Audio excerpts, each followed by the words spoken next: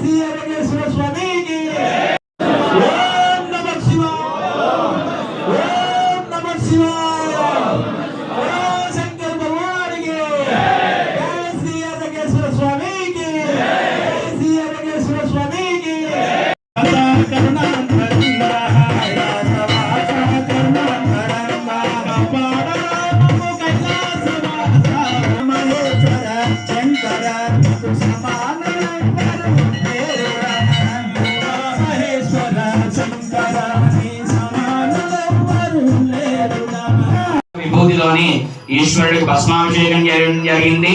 కావున మళ్ళీ వచ్చే సోమవారం, చివరి సోమవారం, ఆ రోజున 1,00,000 పుష్పార్చన అంటే శివలింగం మొత్తం కూడా 1,00,000 పూలతోని స్వామివారికి అర్చన చేయడం జరుగుతుంది.